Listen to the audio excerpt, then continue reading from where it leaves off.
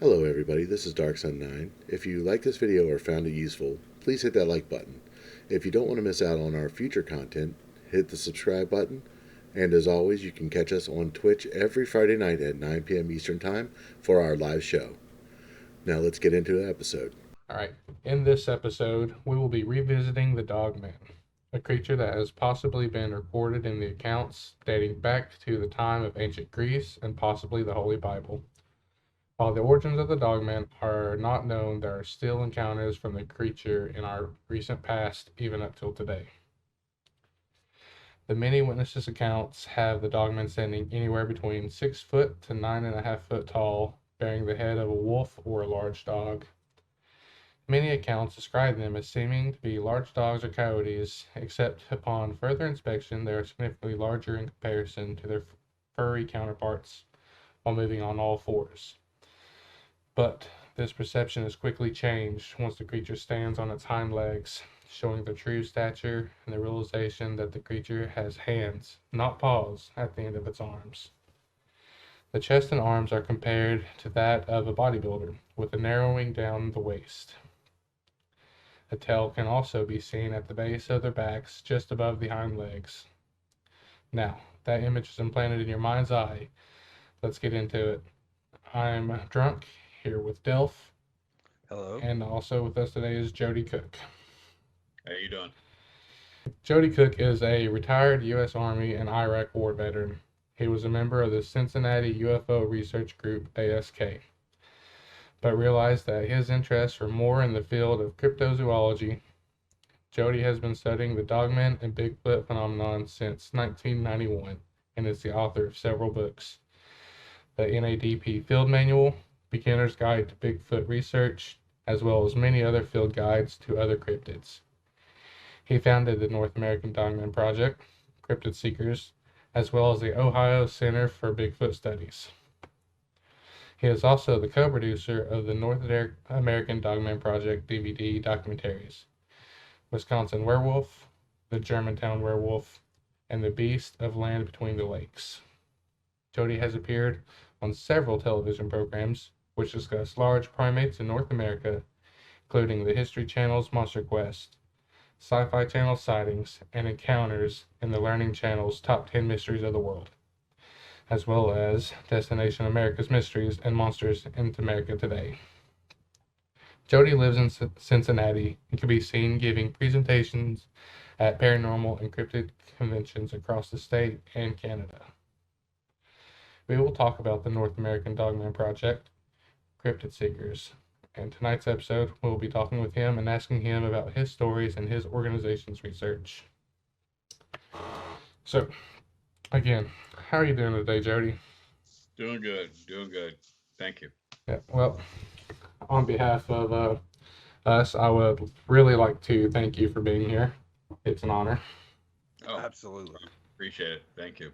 So, I gave a brief little background about you from what I could find. How about you actually tell us a little bit more about yourself? Well, I was a deputy sheriff for a while before I went into the Army. I've been doing, always been into the cryptid scene for a long time, ever since I was a kid. I think it really started when, I saw uh, the Beast Legend of Boggy Creek. I think that was the movie, yeah, the Right. name of it. Yeah, I mean, it kind of scared the hell out of you, but it was, as when you were a kid. So I kind of really got into it probably then. And I remember seeing a Patterson film at a drive-in with my parents. We went to go see one of the Planet of the Apes movies, and they had a Patterson film they showed as a trailer going into it, which I thought was kind of interesting, and kind of went into it. Did a lot of research on my own, a lot of reading on it.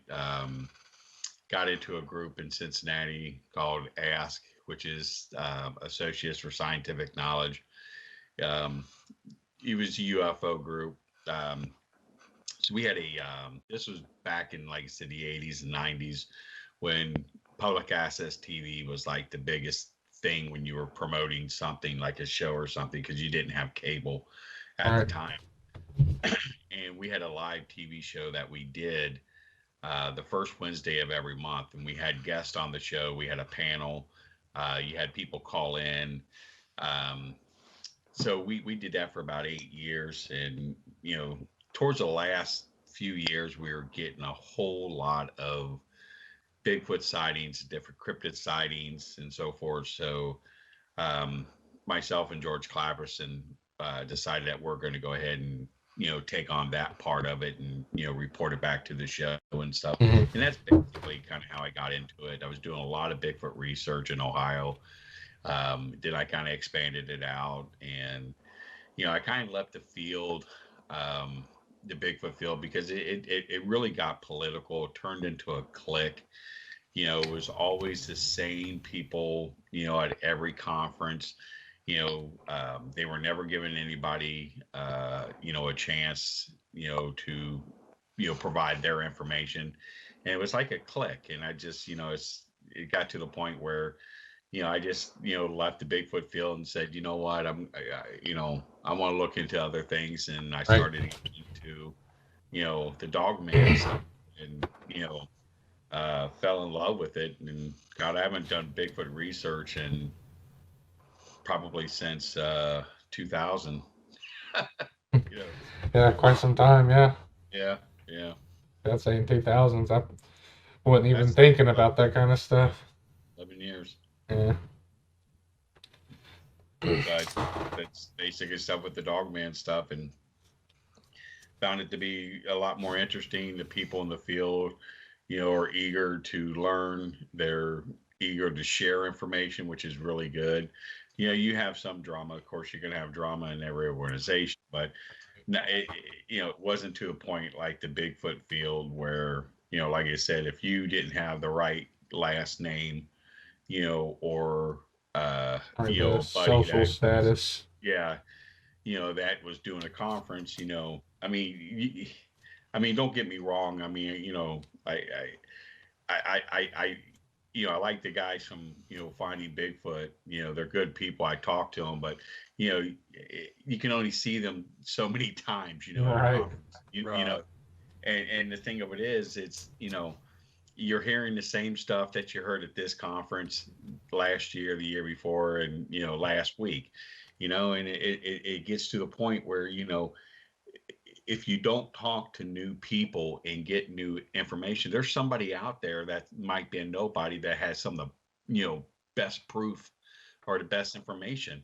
Right. If you don't give anybody a chance, I mean, I spoke at a lot of conferences, don't get me wrong, but, I mean, we, uh, it that's just how the field was. I mean, I spoke at more paranormal conferences on, the subject than I did Right.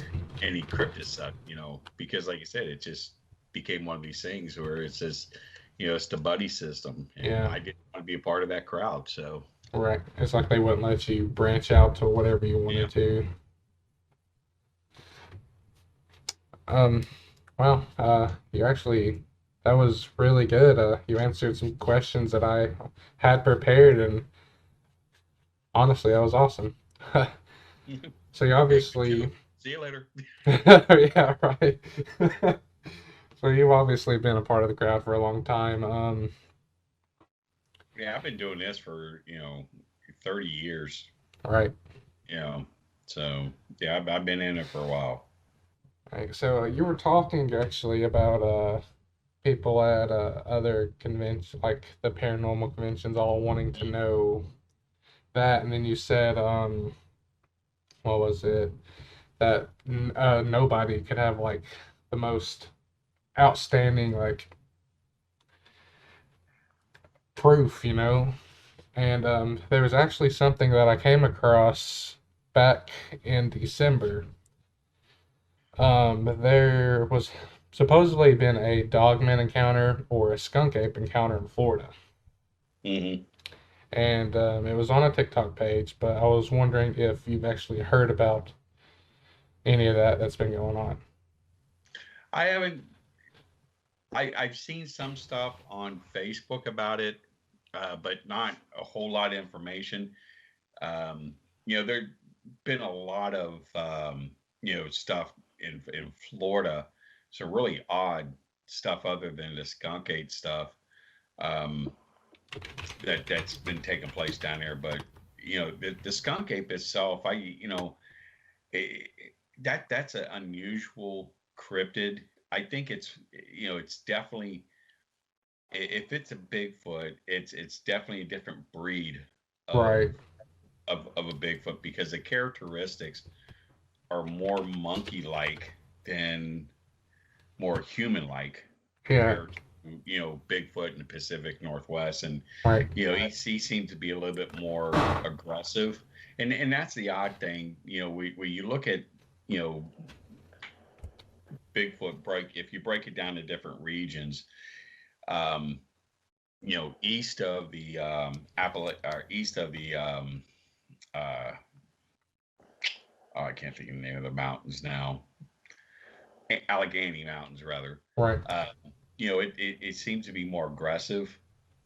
And if you go further south, like you said, to like Louisiana and Florida, it seems to be more aggressive. If you go further out west, they're much bigger, but they're more docile. They're not that aggressive. They don't like to make contact. To the point where they're going to let you know they're there. But if you go further up, like into Canada, British Columbia and stuff, then you're dealing with a whole different other type of breed of aggressive type of Bigfoot that's there, that they consider to be a cannibal that will literally eat you. Really? Yeah, we were up there. I did a lecture up at the University of British Columbia with a couple other Bigfoot researchers on the subject, which was a really, really good, uh,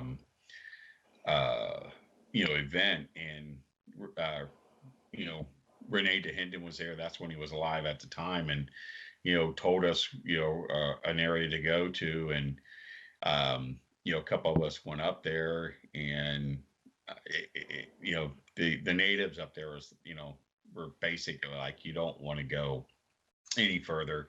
You don't want to go out there because you're not going to come back. These things are cannibals. They will eat you. And they were very serious about it. So, we took their advice and didn't go, because we were planning on wanting to go out there for, a couple of days, but we took their advice and, and didn't go. Right.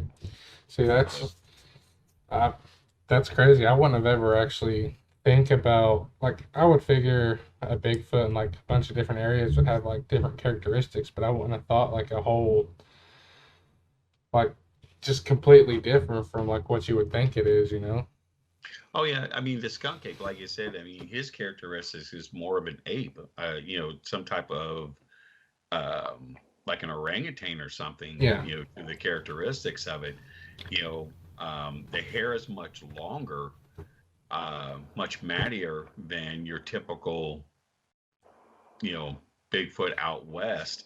You know, um, like I had a sighting myself in Michigan, and the length of hair that was on him was very much like the length of a hair on a gorilla. It wasn't long. It was just, it was at a certain length, and it was more, you know, um, I'm trying to think the right word. It was more fitting to him, you Right. know. Kind of But coarse, you could say. yeah, but it actually showed, the muscle tone and stuff, But you know, the skunk ape, his hair, like I said, is very much like an orangutan, where it's very, very long, and it gives a different type of silhouette when seeing it. But it's an interesting, very interesting Bigfoot out of all of them. It's the skunk ape, because there's in research I did years ago, you're looking at a three-toed and a four-toed. They are finding five-toed uh, tracks, of this thing. But earlier in the 70s and 80s, all they were finding is three toes and sometimes four toes. Very some, there was a five-toe track that was Right. found. down in this area. Well, that's awesome. That because later on, probably in a future podcast, we're definitely going to be exploring the whole like skunk ape and Bigfoot theories and stuff. So that's really good information to have. Yeah. Um, but tonight I kind of want to focus more on the Dogman. Mm-hmm. And so, anyways, about that encounter I was telling you about in Florida, he actually has a video up, and it's not much of a video, but he says you can every night about 1 a.m. to 3 a.m. he'll go sit on his back porch, smoke a cigarette and look out into the tree line. And he says that something's always tormenting him in his house at that time. So he goes out there and he sits and watches. And he pulled out his phone and started recording it. And he said, there it is. And it's very faint. And I don't know why or how he got skunk ape out of it, but to me, it looks just exactly like a wolf head, but you can only see like the shadow of it. I don't think I've seen that one. If I can find it. Yeah, if you can find the link or something, send it to me, please. Yeah, and later on, he is like, yeah, in Florida they have that real sandy like soil, Mm-hmm. He was in his backyard and he said, here's a track. But the track itself is kind of hit or miss, in my opinion. Because like half of it's in the sand and half of it's in the grass. You can't really see it. But from the video, though, where you can actually see it, it's like no matter how many times I watch it, it gets more like realistic to me, Mm-hmm. Yeah, I gotta look for that. Yeah, I will. Once all this is over, like the area towards the end, I will pull it up and send a link because it's a good watch. It's a couple seconds long, It's Yeah. let's see. Now, oh, by the way, Thomas is now in here. If you want to introduce yourself. Hello. Hello.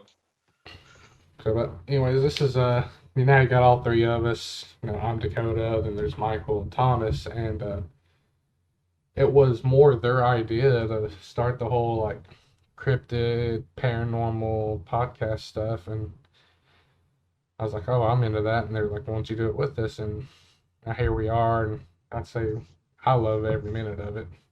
Mm-hmm. Can't speak to them. Now, I do have got anything, Dark? No, I was just gonna say, it's been an experience. Yeah. Absolutely. No, It's great. I mean, I've done it all. I did some paranormal stuff and the cryptid. Yeah, I mean it's interesting. Definitely interesting. It's fun. yeah. See, we're also like talking about doing a little like live like investigation thing where we actually go out to some of these haunted places, supposed, and see what we can find and what experiences we get there. Yeah, we've got quite a few reports, around your area. So when you get ready to do it, let me know and I'll send you some and let you figure out what if you want to go out into some of these areas where some of these sightings have taken place. That would be awesome. That would. But since you bring that up, I do have a question about this, so I'm glad that was brought up. Now, let me see if I can find it here. All right, so say you encounter a dogman or a cryptid, anything, what would be the best course of action you would take? Well, it really depends. The thing what we have in our field manual that we talk about, if you come in contact with one, the first thing you don't want to do is run. Right. Because you run your prey. Just basically keep your eye on them.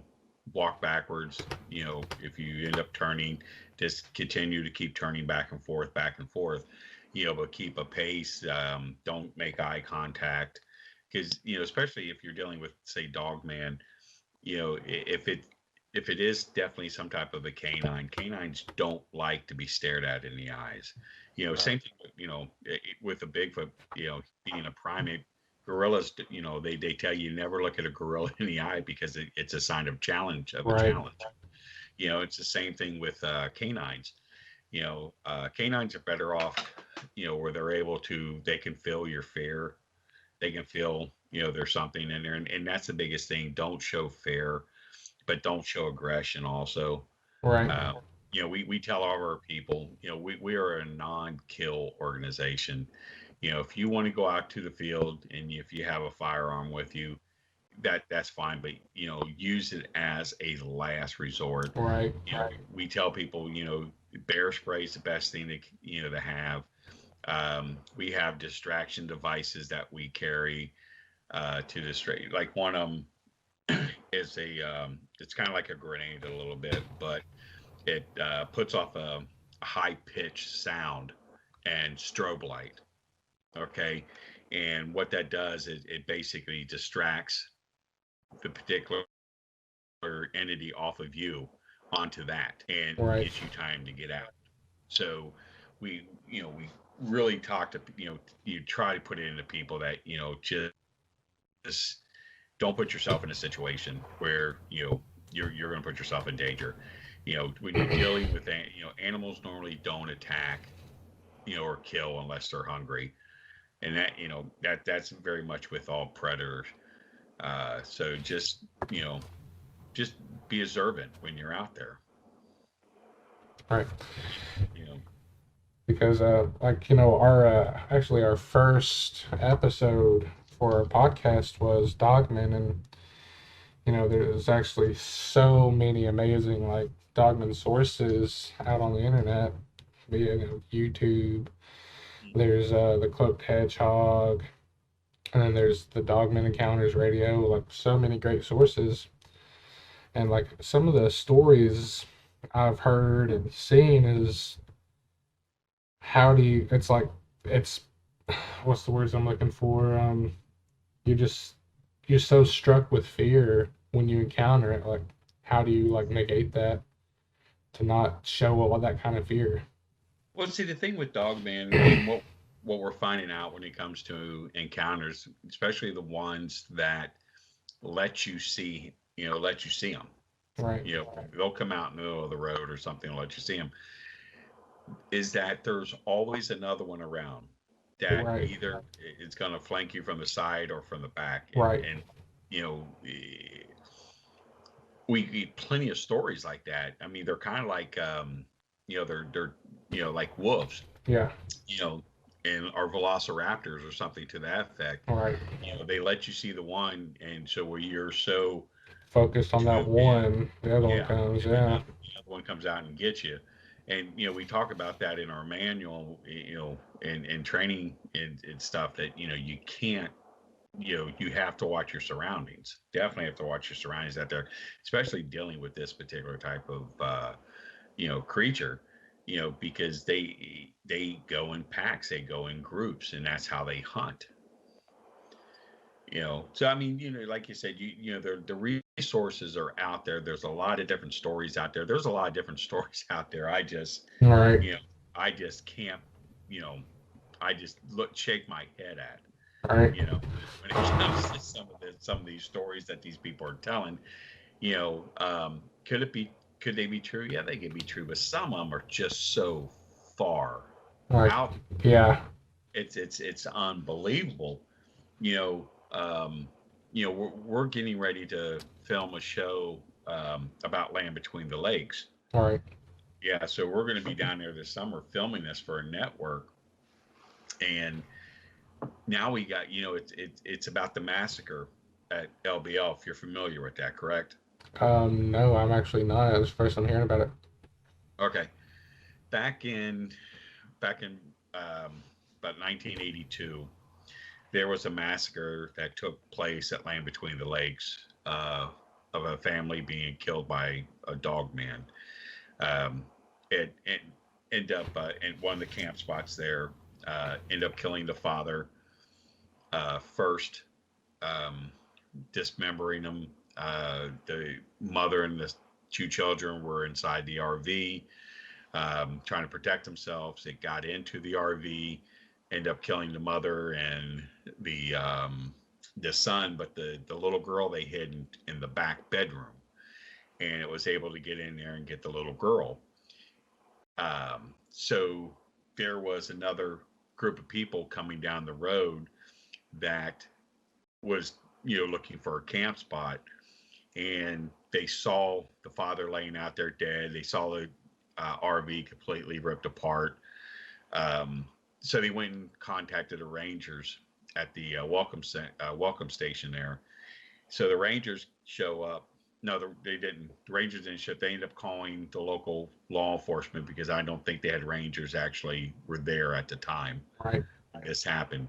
So two local law enforcement officers showed up on the scene and saw the carnage, what happened.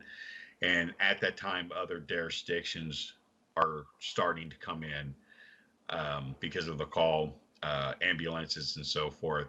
So when they're going over the crime scene, one that is that the father's arm was ripped off and he had a chunk of hair in his palm where he was trying to fight this thing off. Right. And so they were looking at the bodies inside the RV, and they realized that, well, they found clothing for a little girl, but they couldn't find a little girl. So they end up doing a search party for the little girl, and she was found about 40 yards away up in a tree, half eaten. In a tree, you said. Yeah, in the tree. So, I mean, that's like the short version of the story to give you an idea. So this has been a legend that's been going through Land Between the Lakes, since the 80s. Right. I heard about it, and the first time I heard about it was in 1987.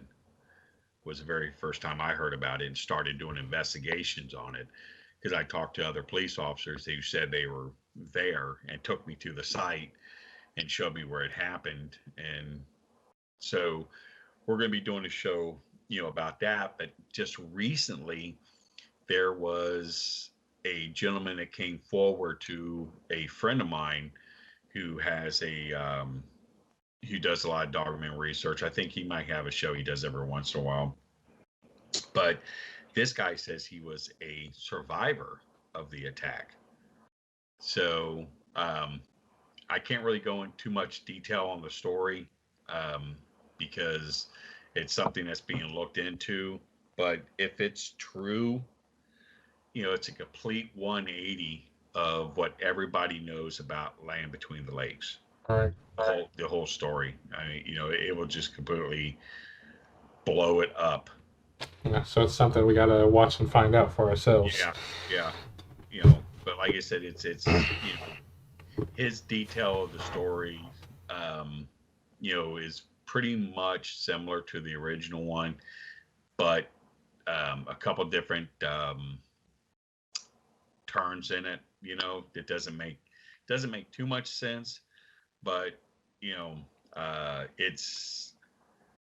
I mean, it's an interesting story, very interesting story, and it but I don't know about it because, like you said, there's so many researchers about Land Between the Lakes, the massacre and the hunter being killed down there, and then the story that we did a deathbed confession with a guy who worked for Kentucky Fish and Game at the time back in 1979 that actually saw one kill two campers down there at LBL.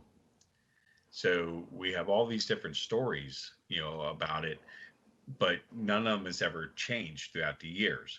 Right. So there's so many different researchers out there investigating, the beasts of Land Between the Lakes, and they're hearing the stories too with their contacts.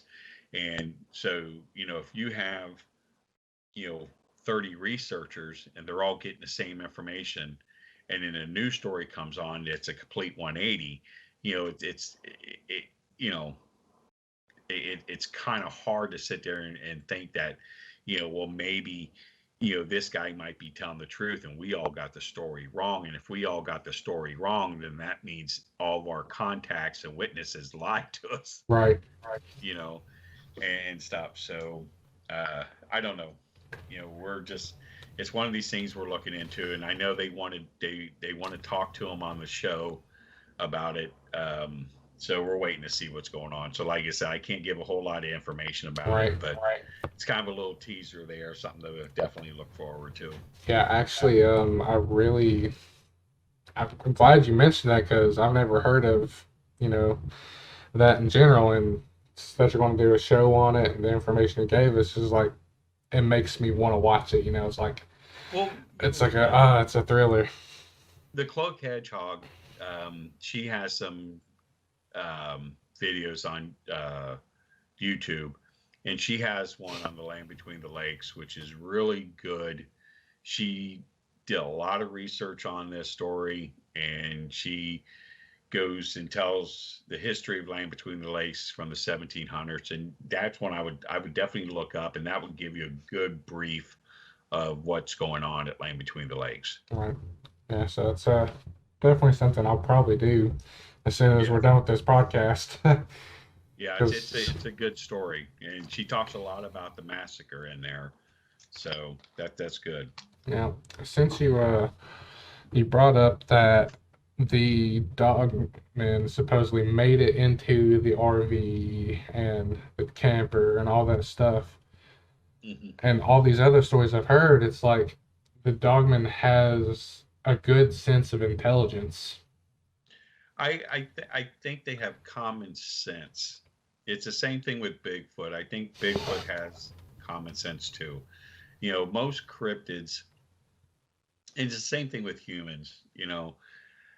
If you know somebody's extremely, extremely intelligent, you know they don't have common sense. Right. You know what I'm saying? Most of us have common sense, and very seldom you find someone that has both. Right. So I think they have common sense. I think they're problem solvers. But as they do have intelligence. We all have some type of intelligence, but I think their intelligence is basically problem solving things, small things like turning the doorknob to get in to the house, trying to open the window. I mean, small things like that. But as far as they just know not to cross the road when the car is coming down the road. They know probably what a gun is or what a gunshot sounds like. They're familiar with those kind of things, so that gives them common sense to be very cautious with the way they do things, very cautious on when they approach someone. To that effect. But like total intelligence, like I said, above small tasks of problem solving, I don't believe they do. Right. Well, that's see, I had to ask that question because some of the stories I've heard. One was I think it was Alabama. I want to say, I could be wrong, and the guy was like, yeah, every morning before school, I go up to the barn, do some chores, and his stepdad, I think it was, always told him, if you see the 3 big wolves come up with the coyotes in the field, to run back to the house and lock the door, And he said that he left his hoodie there because he's seen them coming, and he ran back to the house, and the barn's probably a good 100, 200 yards away, and when he looked back, he seen the black one, because there was 2 gray ones and a black one. The bigger one was the black one, stand up on its hind legs and literally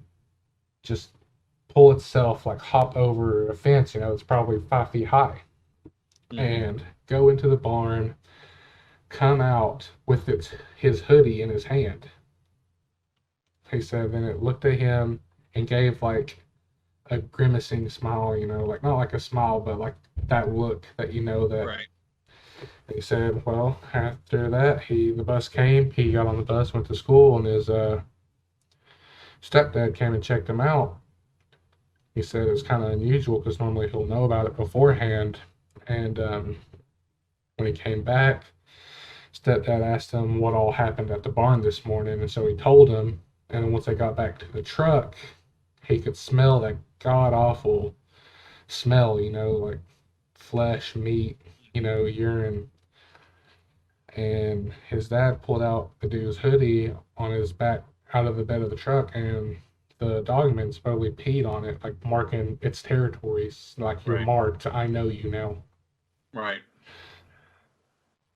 And and then again the one about going in the RV and the car. It's like I feel like there is that intelligence, but then you bring up just the common sense, and you said, yeah, I mean, I agree with you. I mean, when we talk about intelligence, I mean, most people think of, like Sheldon from Big Bang Theory. You know what I'm saying? Yeah. And when you talk about, but when in reality, when you say, intelligence, and when I talk about, yes, problem solving, Yeah. intelligence, but it also goes with, they know enough about humans, and Right. they know enough about dogs. I mean, domestic dogs. It's like the animal instinct, you could say. They will urinate if you. They'll urinate if you have a jacket out there. They'll urinate on it. All right. They because they smell that scent.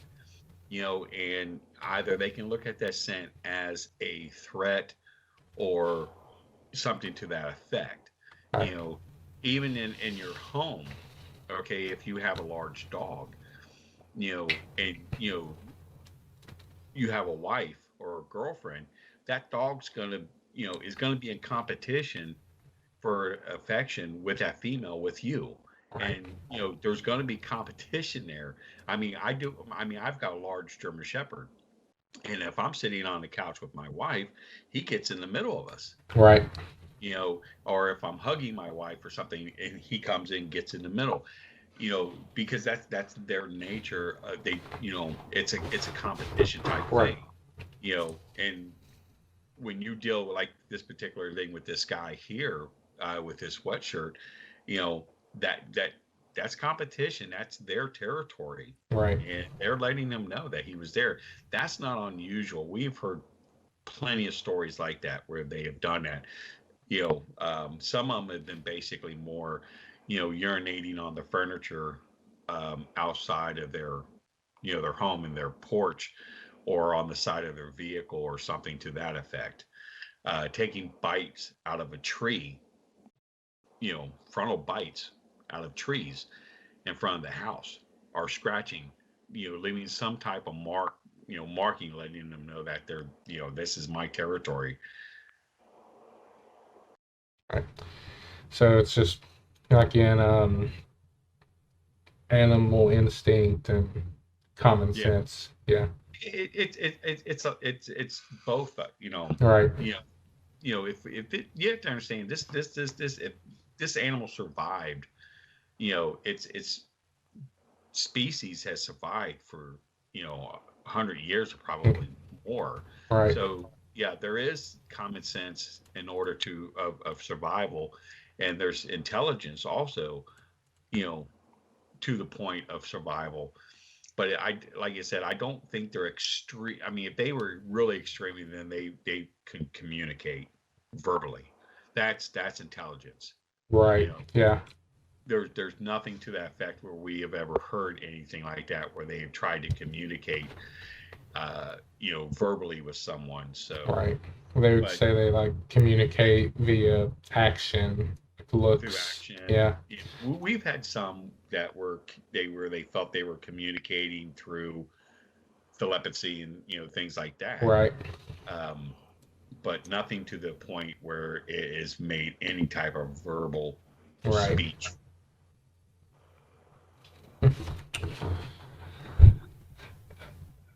You want to chime in, Dark? Well, I was gonna say it's kind of like how, like when we talked in the first episode, like the cynocephali. Yeah, all right, yeah. Mm-hmm. Well, that was a whole different thing. I mean, that was a race of dog-headed people. And this was all in ancient time. Even through Samaria, Mesopotamia, um, the Greek mythology and the Viking mythology. You know, they dealt with a dog-headed race of people that they were actually able to communicate with verbally, and they traded with them, and they had wars with them, and they dealt with them, you know, almost on an everyday basis. So, but this, when you think about, Dogman today, this has got to be a whole different type of species. I think there was a species of dog-headed men. Right. It's like evolution, you could say. Yeah, at one time. I don't think they're around anymore. I think, maybe these, what we deal with today as dogmen, are descendants of them that are feral to the point, um, where they've lost the ability to communicate through speech. Yeah, I mean, it's a possibility. You can take Saint Christopher. Saint Christopher. If you look at a lot of the old artwork of Saint Christopher, he has a dog head. He doesn't have a human head. He didn't have a human head until many centuries afterwards. Because Christians are not going to pray to a animal, or to a saint that has an animal head. That's paganism.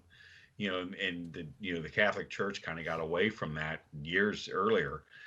So, the story behind that he was from a race of dog-headed men that the church had war with. They killed them all off except for him. He was the only survivor.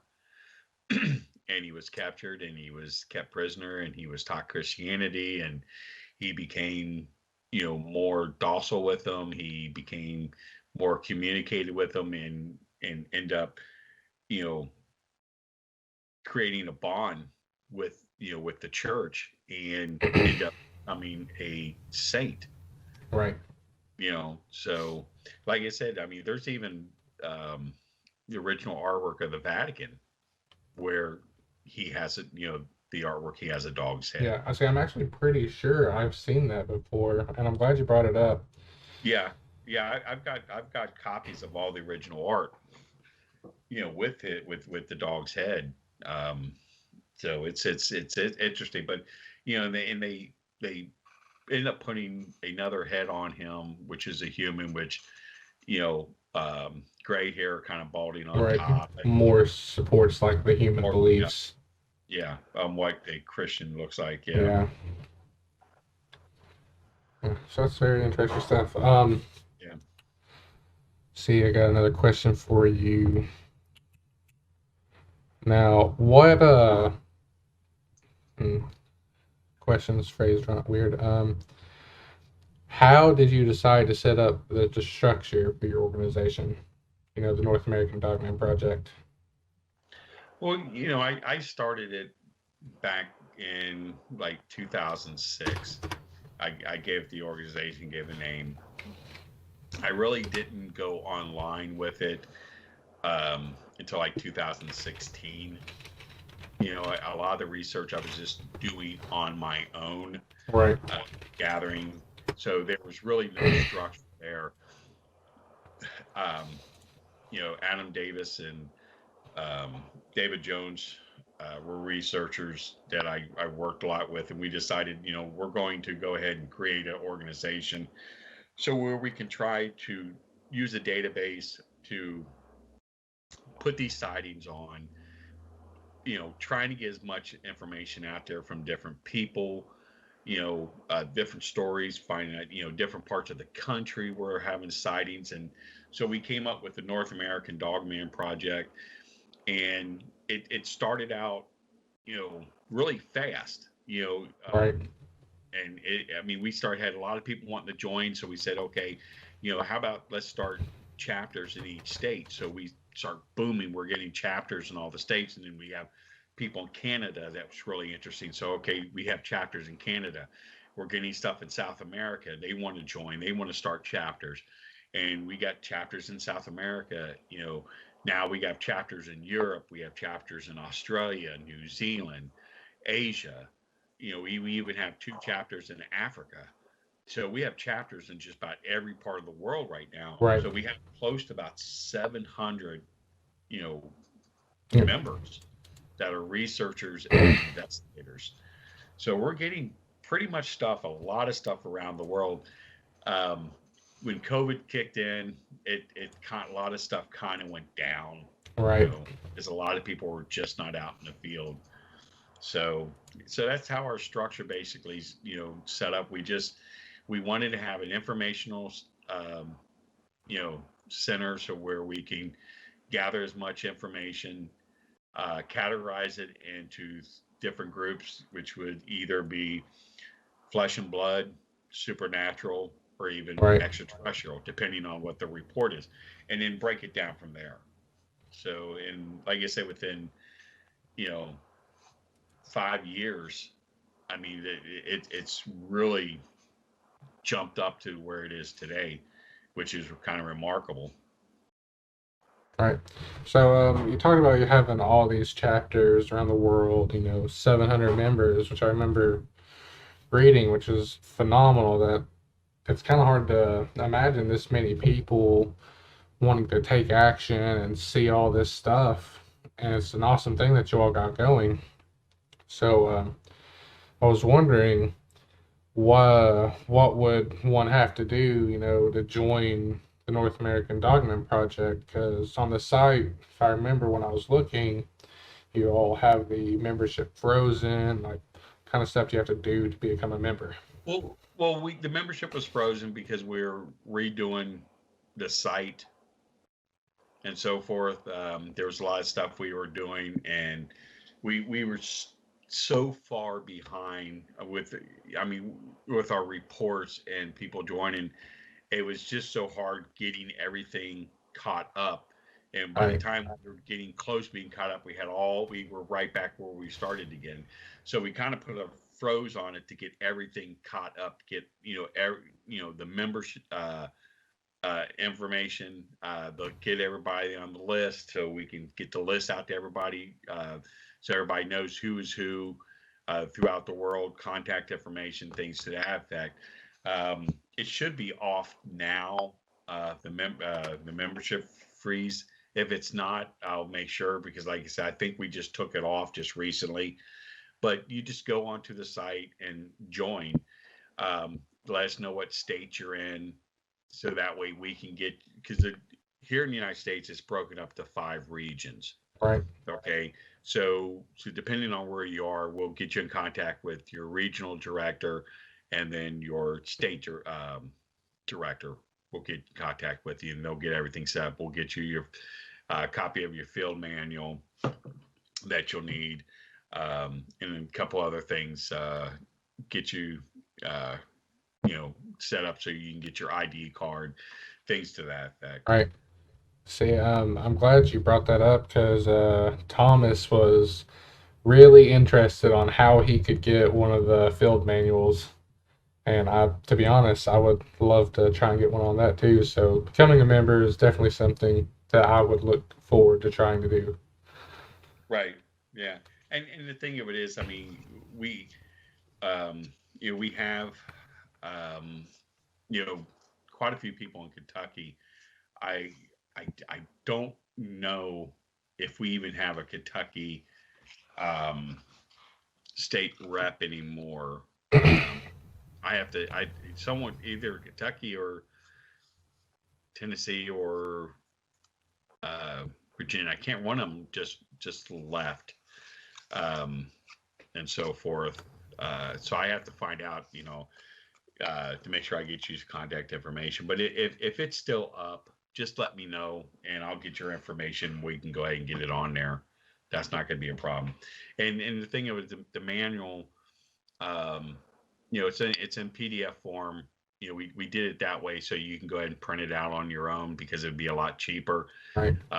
If we did it in book form, like our first one, you're looking at $60 Right. for to get it printed up. So this way, it's it's a little less than 200 pages. Go to Kinko's and or Staples and get it done for $10. Right. Get it printed out. It's like 2 cents a page. Yeah, I mean you can get it done if you do it back and front, which is the best way to do it. It's a little bit cheaper. Right. Yeah, and that way you can put it in a binder, with sheet protector, so it looks pretty good. Right. Dark, you were wanting to say something? Yeah, I was gonna just chime in because whereas we're talking about the volunteers and the structure of the organization. Now, we did find on your website where you did the training for civilian and your field investigators. Now, I know with COVID, that's kind of probably slowed everything down. Yeah, go ahead. I'm sorry. I'm sorry. I was just gonna say, I was like, do you guys have any plans where you might be taking limited groups or? Well, the thing of it is, what we, because we're going to do this summer, and like I said, with COVID, kind of screwed everything up, and we're still waiting to find out how things are going to be this summer. But what we're encouraging is our state state reps start to put training classes together, training events for a weekend, around, in each state to do. We're actually having a conference here in Cincinnati in October. We're going to have an actual conference, dealing with Dogman here. And part of what we're going to be doing is, getting stuff ready for, training to do at that conference. So that's going to help out a lot too. So what we're also doing is what a lot of our representatives and regional directors are doing is they're doing videos that we have a YouTube page that we'll be putting up on our YouTube page and even possibly the website on training as far as type of field gear to take out into the field with you. One was going to be about going over the manual. The other one is how to collect evidence, how to do casting, what type of equipment you want to use in the field, electronic type, equipment.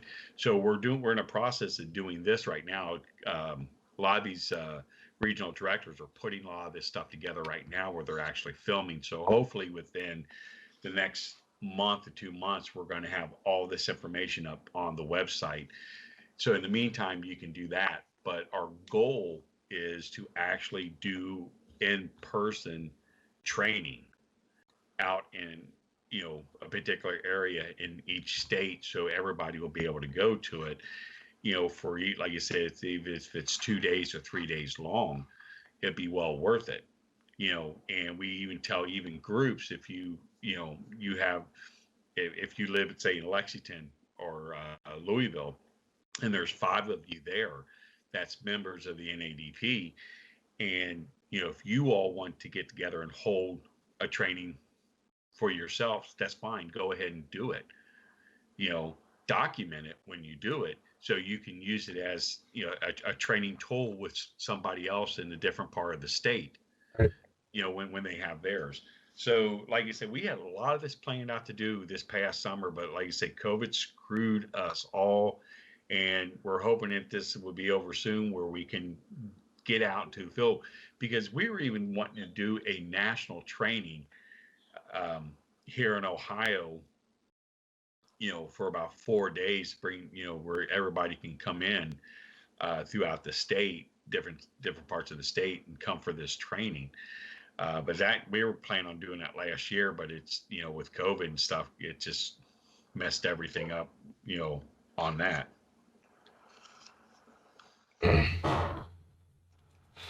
Well, I lost my train of thought. I start getting thinking about so many things. Go ahead, Dark. Well, like I said, we were talking about the training. So, what kind of equipment do you think uh, would your volunteers typically deploy out into the field with when they do their research? Well, the thing of it is, it's not like a ghost hunter.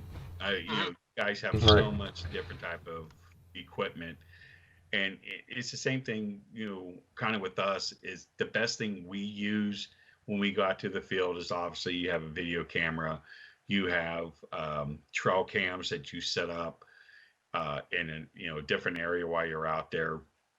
Night vision or thermal imaging, if you have it, something that's able to record some type of listening device, and that's basically what we use. And because you can go with high tech stuff, but it's really not going to matter or work, because if you set an area up, give you an example. If you sometimes what we'll do is we'll set up a um, base camp, and we'll have a DVR system set out. Okay, and we'll put cameras out, and each direction around the base camp, about 200 yards.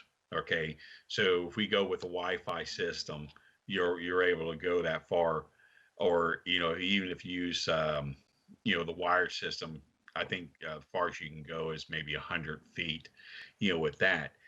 But if you set up something like that, not only do you have a listening post and you got video in all different directions, but you're still making noise. You're still having lighting.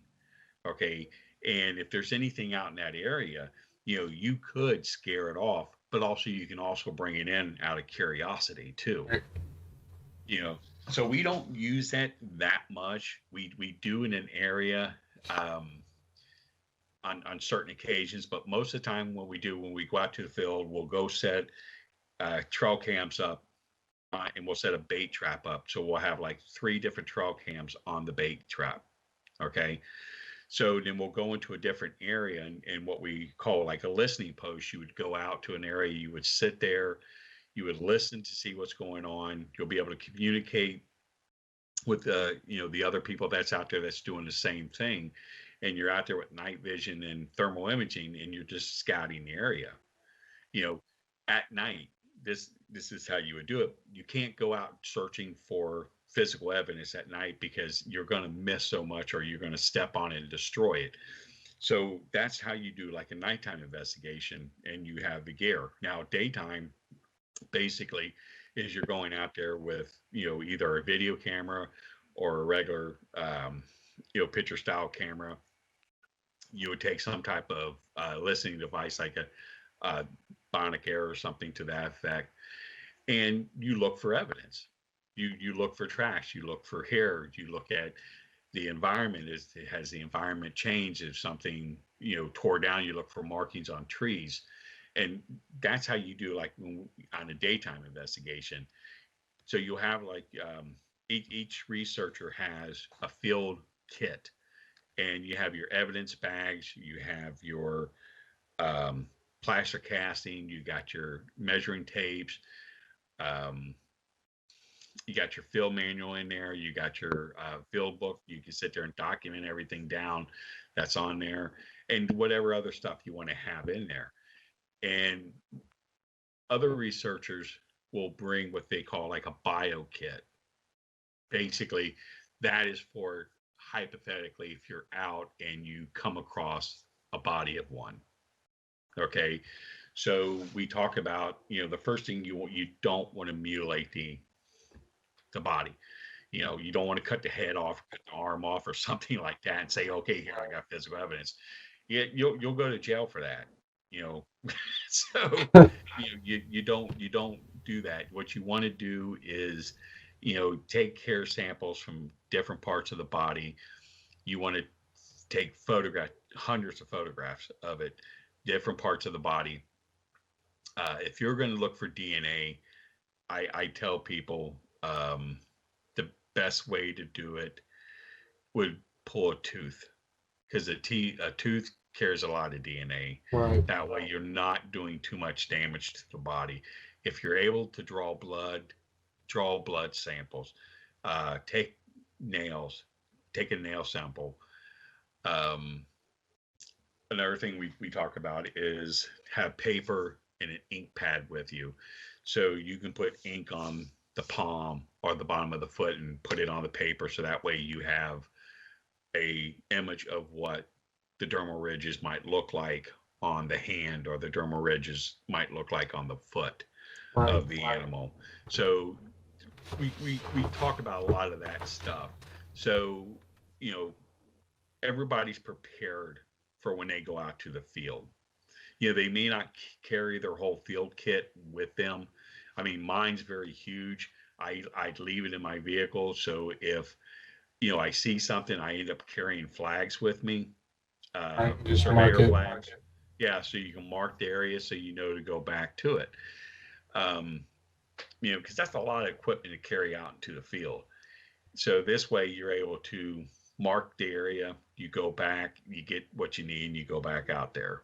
So it really depends. Like you said, it's very different when you have a night investigation compared to a day investigation, to the type of equipment that you bring. Now, you said that like what you do if you ran up on a a dead one. Like how often does that actually happen? You encounter a dead dogman. No, I'm it's never happened. See, but the point of what you have to be prepared Right. if you do.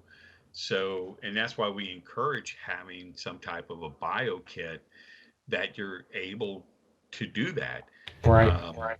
You know, you want to collect the evidence, and one of the things we talk about, you know, with our investigators, if you find one, you get all your information, you know, evidence and stuff, you take it back and you put it in your vehicle. Okay. Don't call local law enforcement. You know, they don't know what to do with it. You would have to call the DNR, or, you know, the state, have them come out for the body. Right. Okay.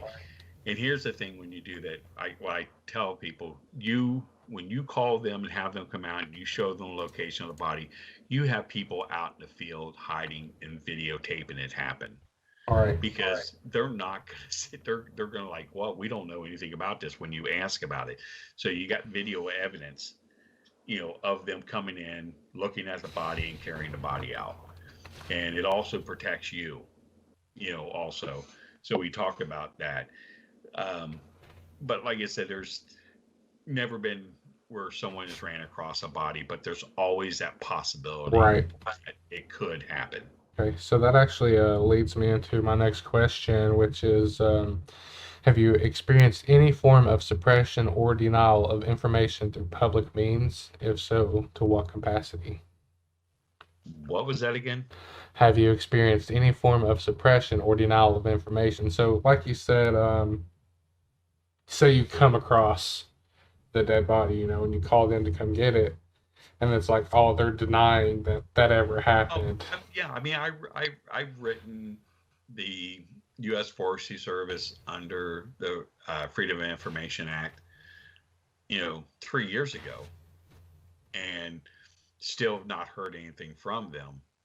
I written the state of Ohio under the Freedom of Information Act, and they just basically denied giving me any information, which is illegal.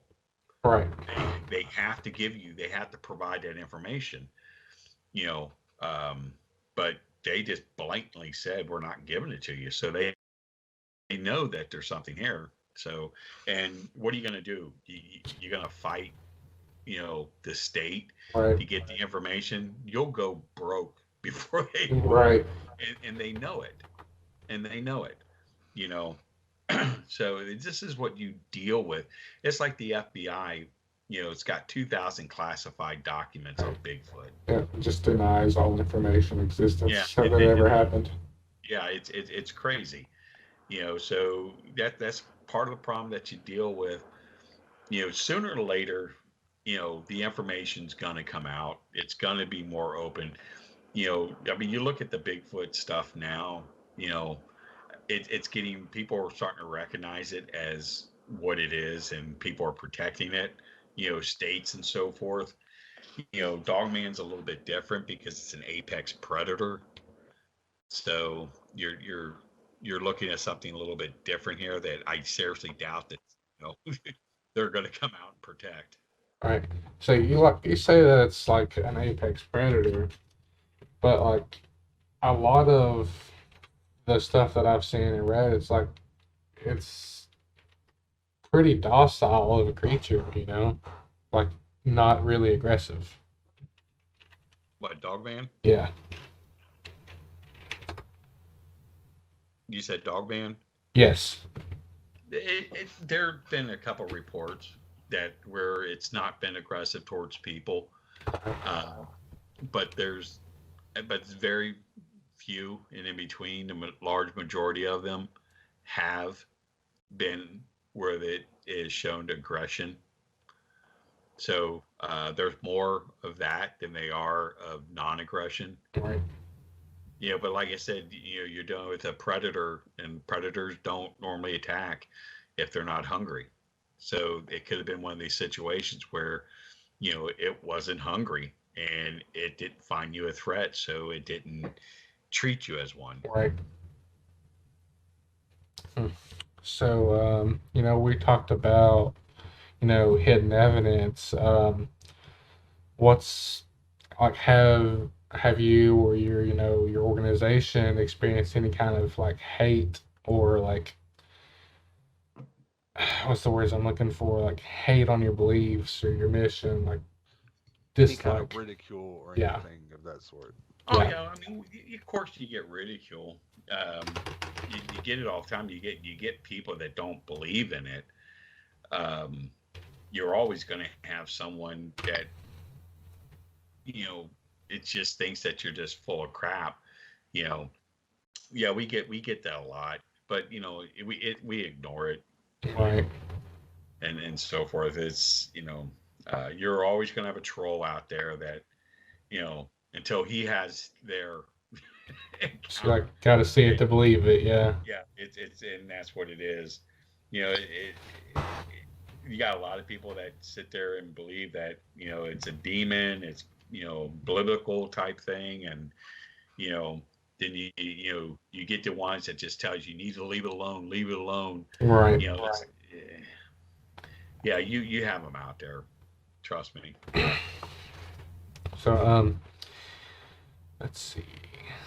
What region would you say has more sightings than say the one that has less, The biggest areas where sightings are taking place is the Northeast. And I consider the Northeast being from Michigan down to Kentucky, all the way up through Virginia, going all the way up to Massachusetts and New York, Right. Pennsylvania, and those areas there. Those are seems to be the biggest hot spots right now, is that particular area. We are getting reports a lot more out of the Pacific Northwest, California, especially a lot in Texas and New Mexico, Louisiana, even in Florida. But Right. large majority of the stuff right now, like I said, is coming out of the Northeast.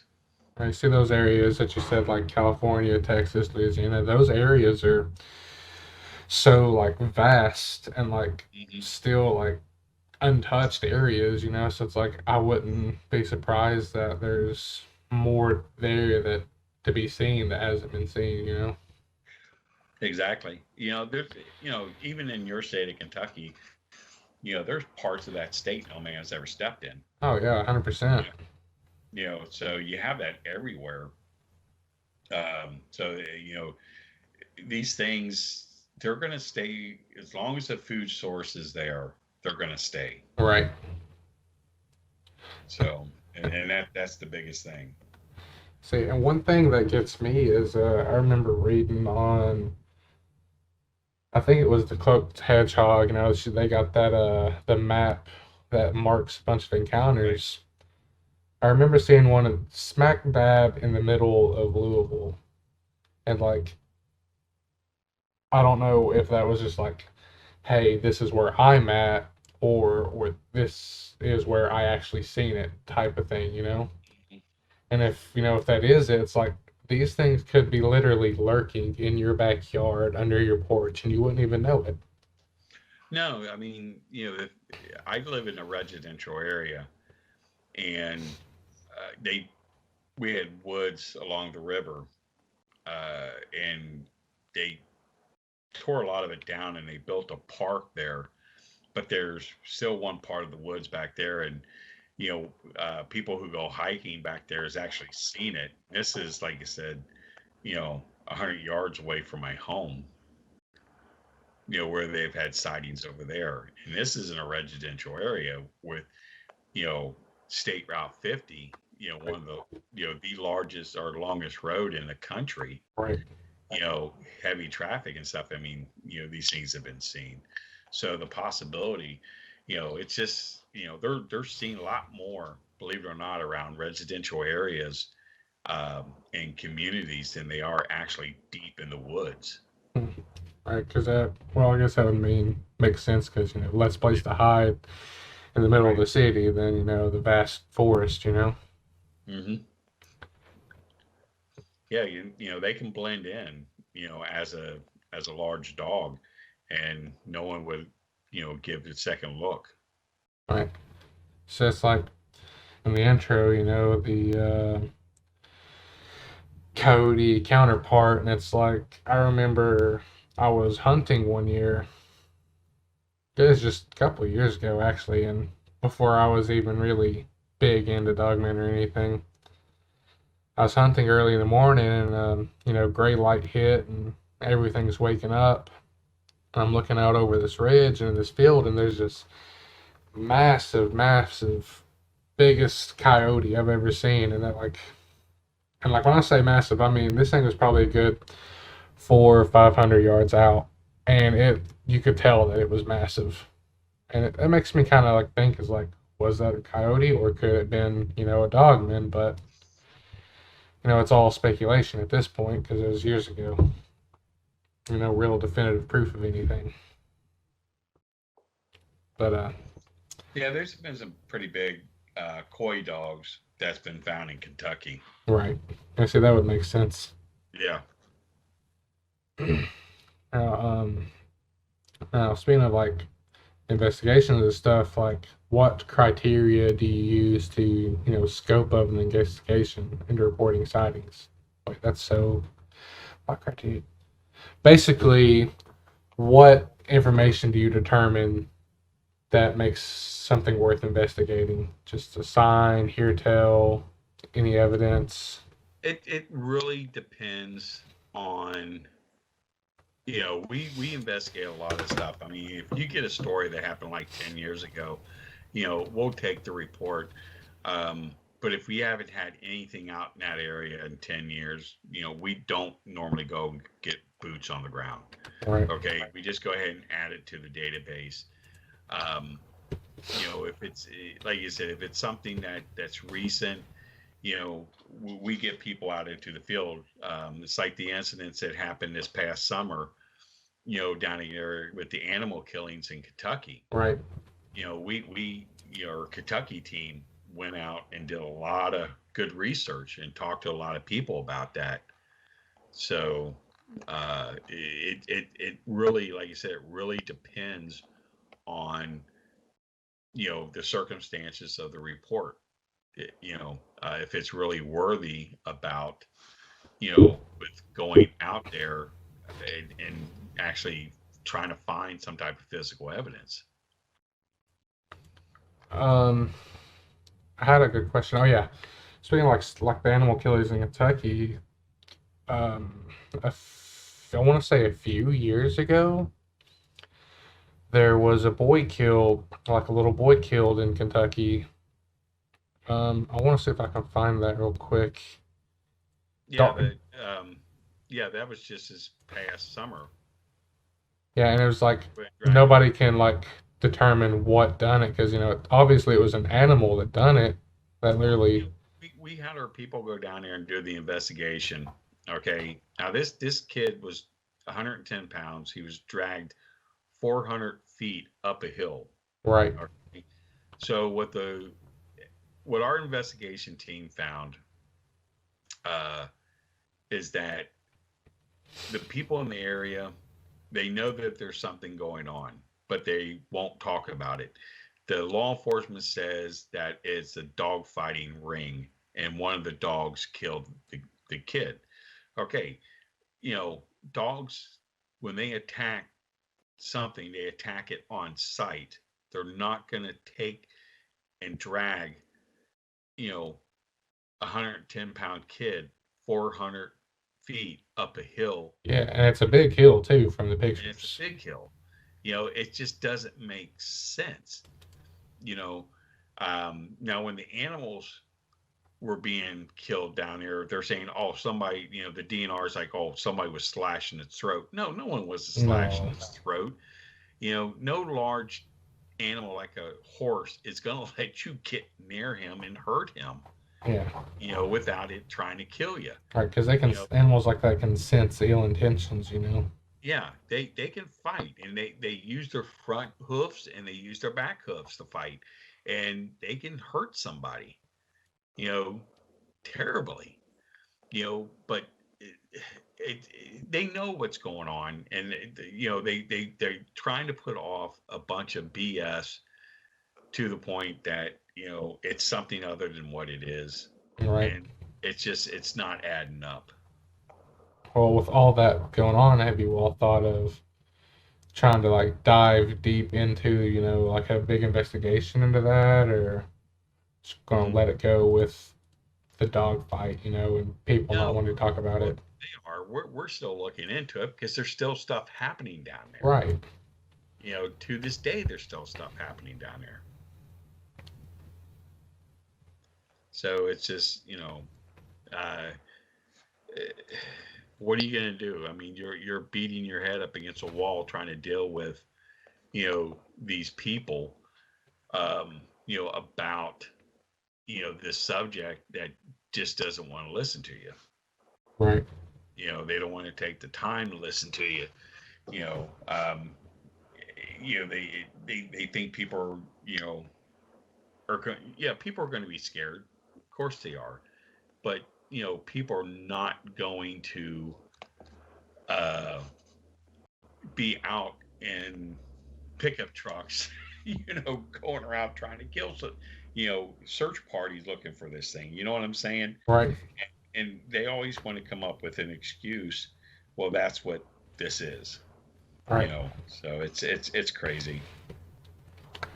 Okay, so I want to ask you about some of the evidence that you have on your website, the North American Dogman Project.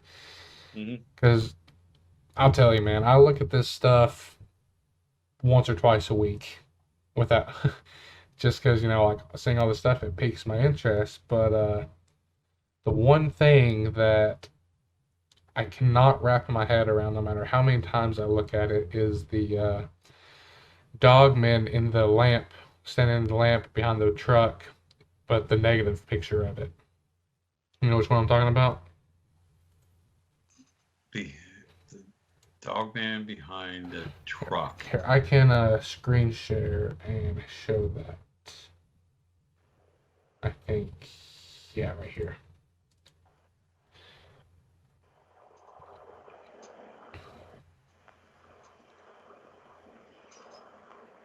Oh, well, let me change screens because it'd be.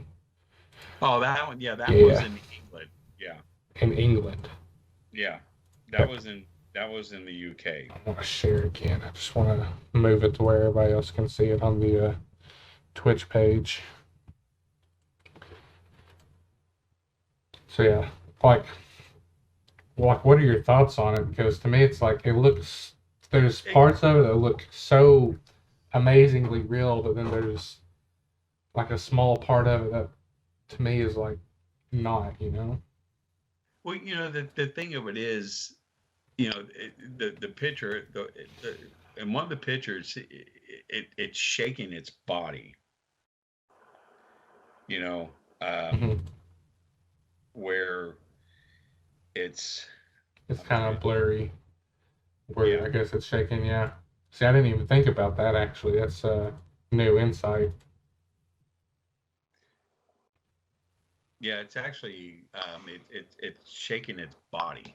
You can see. So I don't know if it's if it started to rain out there or something to that effect. But it's taken from a trail cam by a farmer in the UK. Some of his livestock was coming up missing and killed, so he decided to put a trail cam up to see what's out there, and he picked up these pictures, and that's a very telling of what these things look like description wise. Right. Um, is this thing real in the picture? That's why I did the negatives. So to show whatever is there, and it was not photoshopped in Right. there. And it's hard saying. I think it's real, but the problem is they're too good.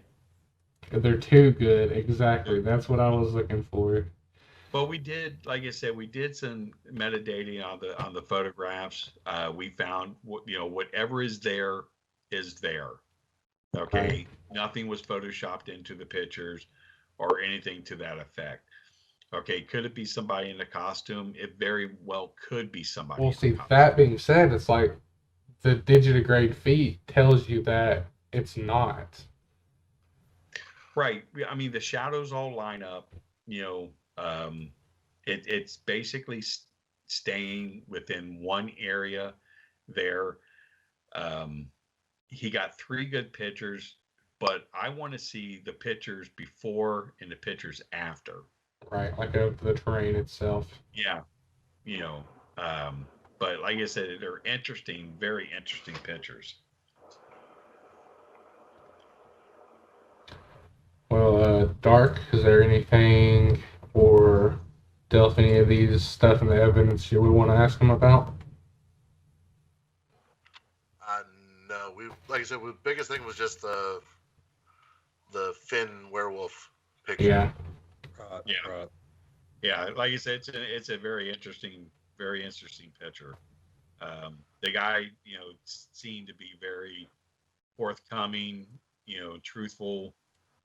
I mean, not forthcoming, but truthful about his information. Um, and he very seriously believes that there's something there. He has not seen it since it was there that night. Right. So, Could have just been passing by, I guess. yeah. Now, there was one picture right here. Like, what would this be? Obviously, it's Well, like that was a picture that was sent to us. There's a gentleman in this area would hear at night. He would see like large canines, and something was dragged and killed by his vehicle. Now there was nothing there other than the blood. Okay, so whatever was out there by the vehicle, if there was a deer that was out there and it killed the deer and dragged the deer off, he never saw what it was, but it killed it right there on the spot. And, right. Yeah. Well, you would think a deer is being a large animal, it wouldn't be able to carry it super far, You'd be surprised. Unless, well, I guess, they do, like you said, could hunt in packs. Yeah. So, I mean, that would make a lot more sense. There was tracks there, at the sighting, or where the blood stuff was. But like I said, whatever it killed by the cars. So, like I said, it could have been a raccoon. It could have been, a deer. It could have been, right. Could have been anything. It could have been anything, but whatever it was, like I said, it just, there's a lot of blood there. Oh yeah, for sure. Yeah. So like you said, there's a couple more pictures in there that lead up there. There was a bunch of blood by one of the cars. I think I've seen it right here. Yeah. Well, there's that one and there's another one. Go up, right. Keep going down. Down. No, up. I mean, Right here. right there. Yeah, right Yeah, there in the middle. that's. Yeah, that's another part of It it. looks more like, I can't zoom in, but it looks more fleshy than leaves. But I guess you could tell Yeah, it was leaves. yeah. It's odd. Yeah. Now, what would you say about, these horses? Like, what could have done this to a horse or cows? I've heard stories of them literally disemboweling the animals instead of fully eating them. See, that's the thing with a lot of this dogman stuff is this. They don't. They kill to leave a point to let you know they're there. And it's the same. They don't eat on them. So, which is kind of interesting.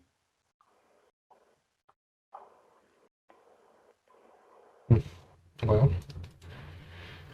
all that, all this evidence, man, like, again, that negative it's mind blowing to me every time I look at it. It takes me a minute to wrap my hand around it. Very interesting. So about that, like, what's the most persuasive evidence you could say that you found that cemented your belief? Well, we did find some hair that came back as a unidentified canine, which it doesn't match up to any wolves, doesn't match up to any domestic dogs, but it has traits of some type of DNA that matches up to some type of wolf and a German Shepherd. Right. When it comes to those type of domestic dogs and predator wolf. Right. But they have nothing in their system to say this is what it definitely is. Right. And which a lot of people actually says that the head represents a large German Shepherd. So I could see that being a thing. Well, the German Shepherd is probably closest to a wolf other than like a husky. Right. To a wolf, and a lot of veterinarians will debate with you on that they believe that a German Shepherd is probably the closest of all the dog breeds to a wolf, because actually a German Shepherd bite radius is much stronger than a wolf's, and that's telling. So right. See, actually, I didn't know that. That's really together. Like, yeah, they're good information. Bite pressure is much stronger than a wolf. Well, I know. I did know that one. Oh yeah, you have a German Shepherd, don't you? I do. Yeah, I have one too. So yeah, and I can tell you, yeah, they're very very strong animal. He's 5.5 years old. He's about 150 pounds. He's massive, massive dog. Yeah, ours is 8 and she's about 110. Yeah, and if he bites somebody, man, I mean, he's going to do some damage. Even playing with him, he bites hard, and he doesn't mean to, but it's just it's enough to say, calm down now, it's getting too rough. Well, I only got a couple more questions for you. One's more you answered earlier. Have you had any encounters? Which I remember you saying you mentioned some earlier, but like, what was your most memorable one? Investigation or encounter? Well, Germantown, Ohio, where we're doing our documentary, just the amount of sightings that are taking place. I mean, we found cows that were killed and just literally ripped apart, and deers where the hides were tore from the tail going all the way back over the head, Right. and it was eating on, and predators don't do that. Humans are the only ones that will pull hide off. Okay, and they'll only do it to a point if it's a poacher, because they'll go in, get what they need to get, and get out. Mm-hmm. But this is where literally the hide is being completely tore over their body, to the head. Um, we found a lot of tracks, tracks.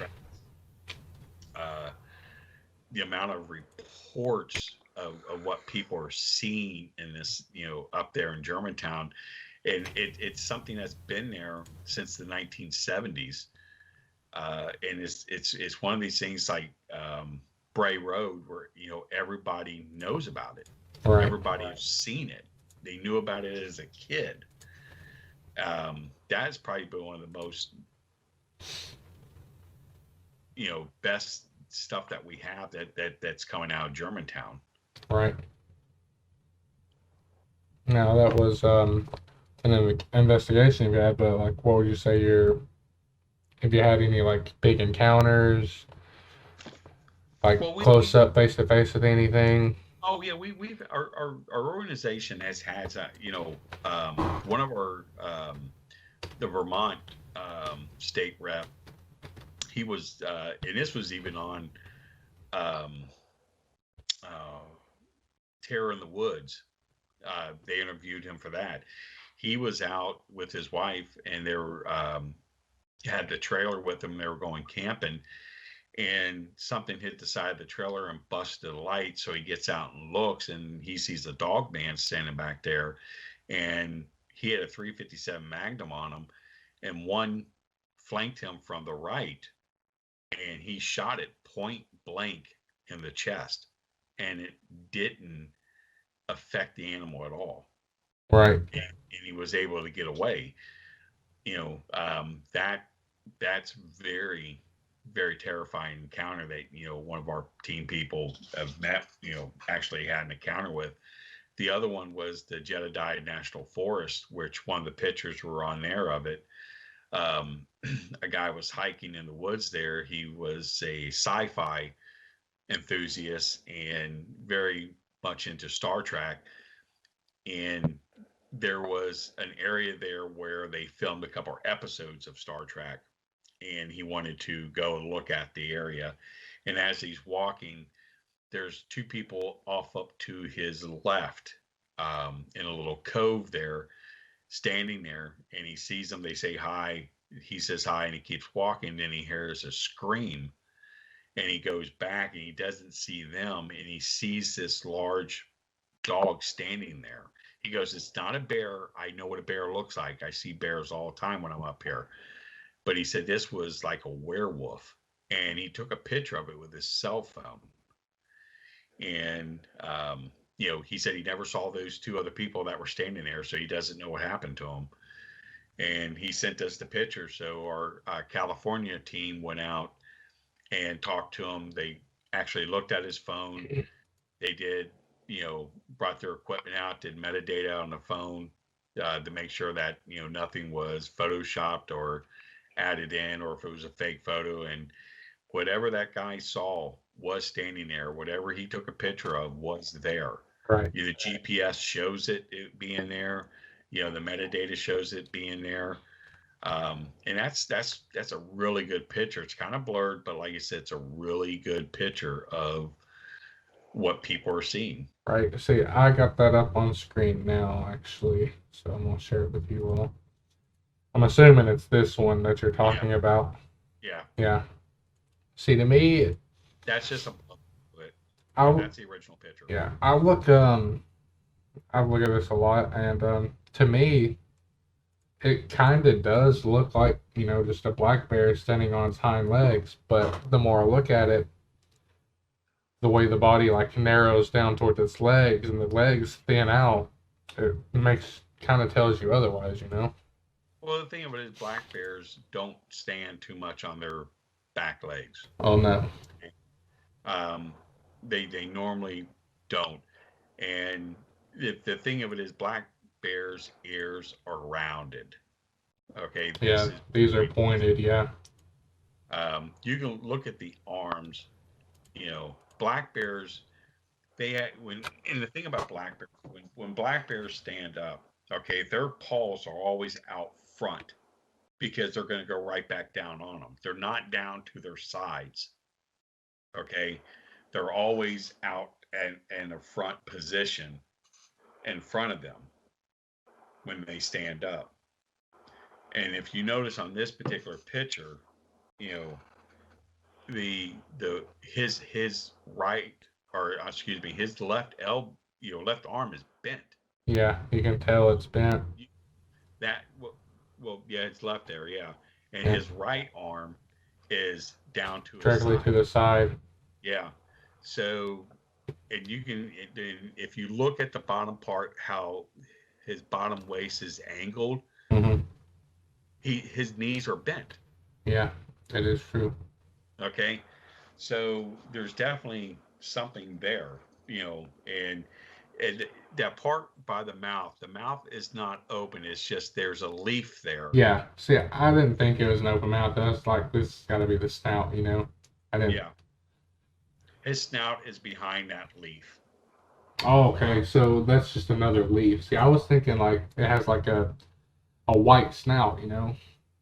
Yeah. Like that's what threw me off. Yeah, a lot of people think its mouth's open, but its mouth isn't open. It's just a leaf from that tree there that's Right. covered. That's right in front of the Yeah, right here. the mouth. Yeah. Yeah, but like I said, you can see the left arm is bent, you know, and the thing is bent at the knees because you can tell by how forward the How bottom forward its step is, yeah. Yeah, so his legs are bent. So yeah, very interesting picture.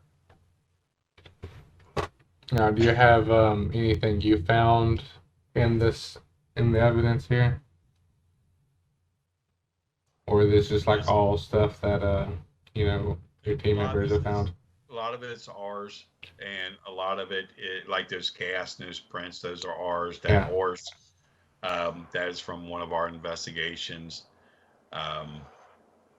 You know, the bite mark in front of the tree there, that was from an investigation. Like I said, a lot of these prints people were sent. That one with the glasses, that was one I did there. The guy that shot that Dogman with the print there, that's a print that he found with the dollar next to it. Oh, yeah. Yeah, you would think it's pretty big, yeah. Yeah, pretty big. Yeah, it's the thing that gets me the most is only the fronts of its paws step, and then that like makes you question about like the longer ones. Like, did it go all the way back on its heel? You could say. Let me see if I can find it. Yeah. Oh, that one there. That's those are what we call the type 3s. Type 3s, yep. Yeah. The canines are the ones that have tracks that are more like canines. These are more the ones that are legs that are very human. Yeah, there was a picture. Let me see if I can find it real quick. I think it was just on Dogman Encounters that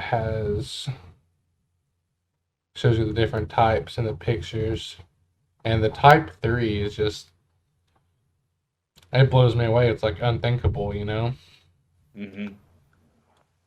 I think it was this right here. Yeah, right here. Cool. Right here. Yeah. It stands more flat-footed. Yeah, more flat-footed. The legs are more human.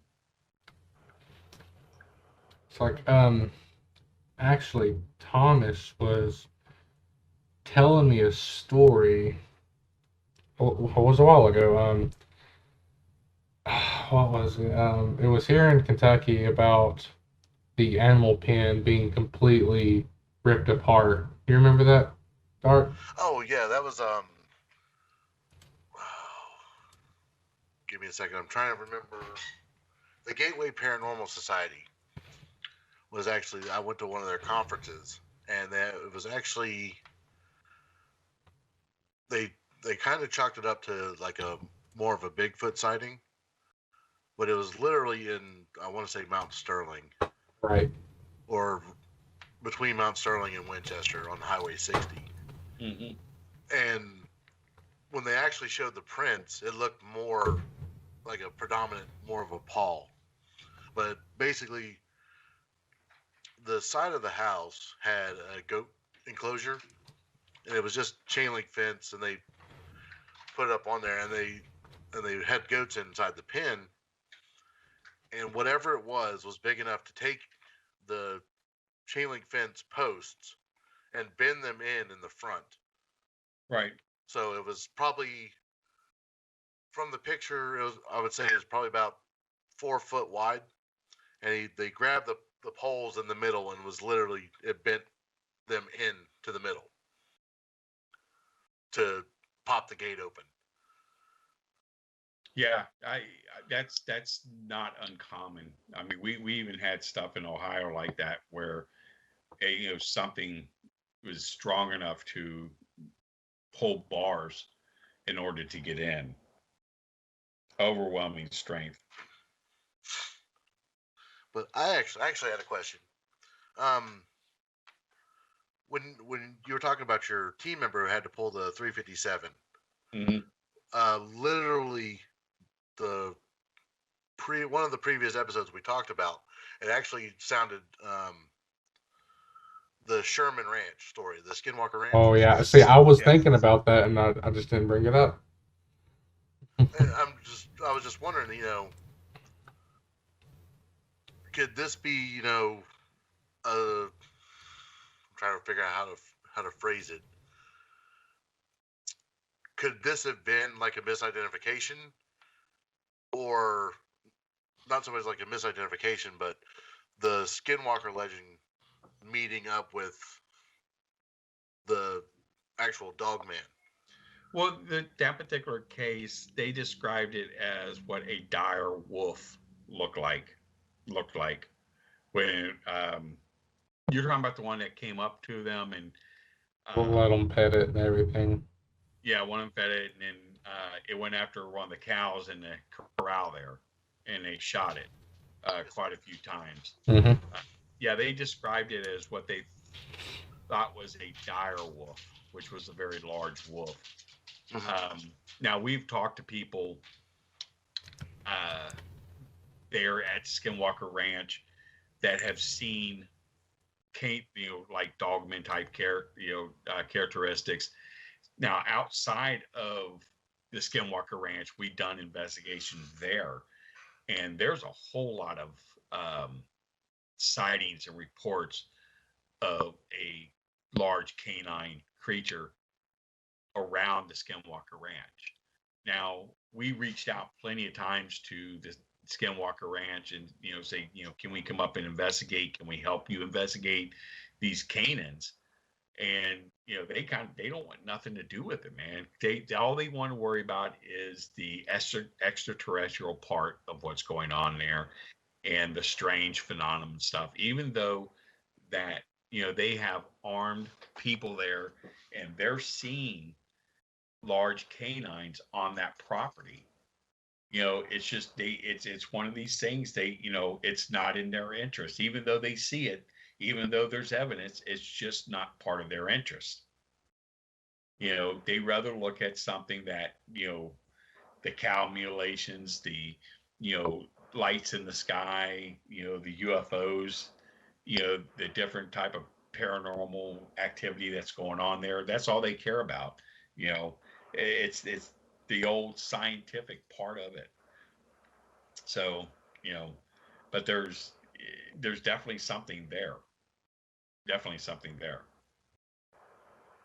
Now, would you think, what I think, the cow mutilations and stuff, you think that could go hand in hand with the Dogman, though, from, what we've seen and from what you've told us? Exactly. Yeah. But a lot of their cow mutilations, they believe are extraterrestrial. Right.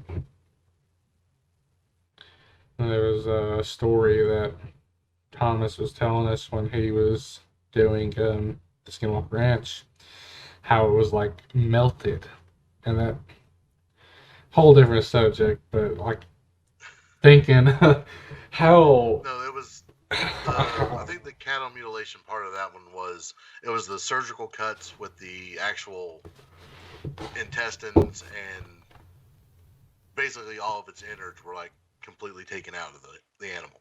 Right. Mm-hmm. So that I think that's where they're going with the extraterrestrial kind of stuff with that one.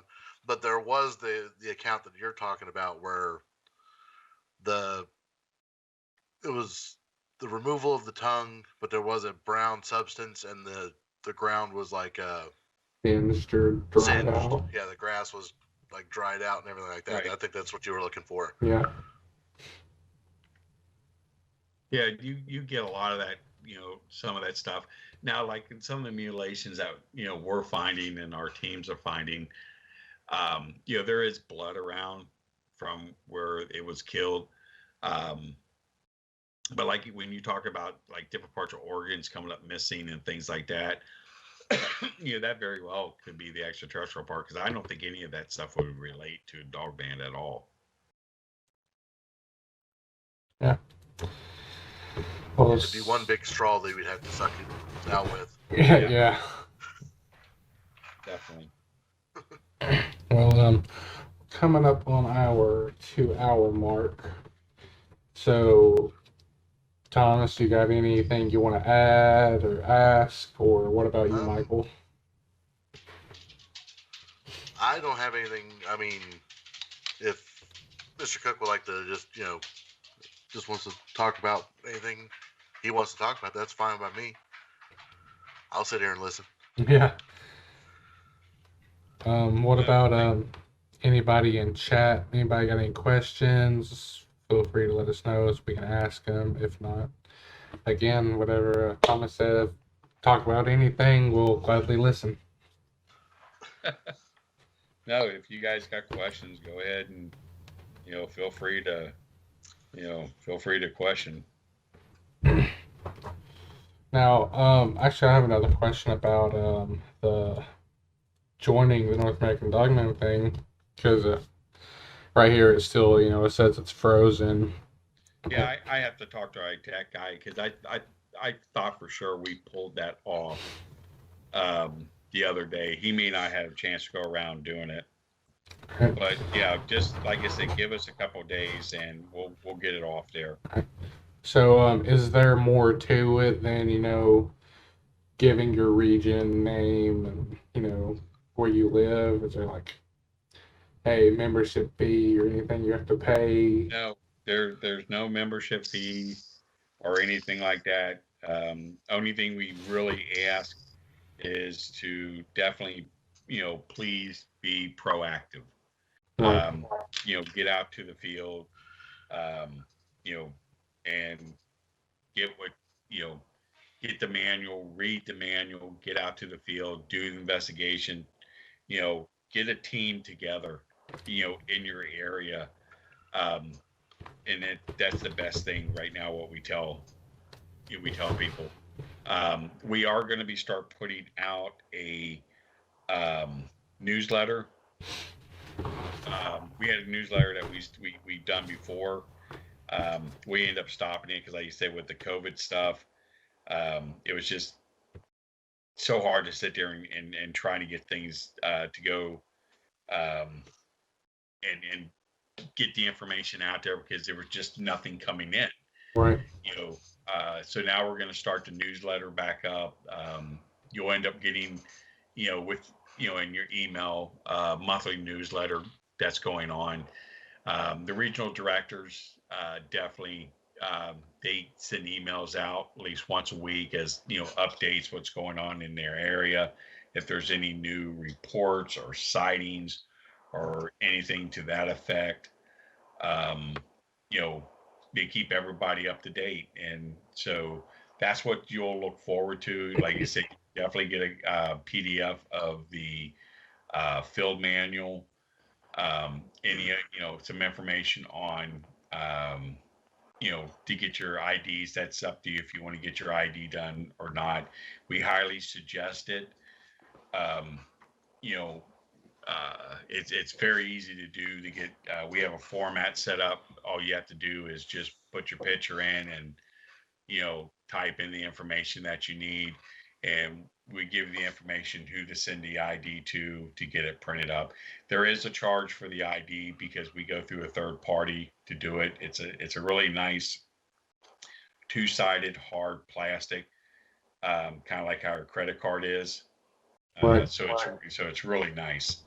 So it's about $15, but we do suggest you have one, especially if you're out doing an investigation. Um, if you guys want to, get a T-shirt made up for your region and stuff like that, we provide the logos so we do that.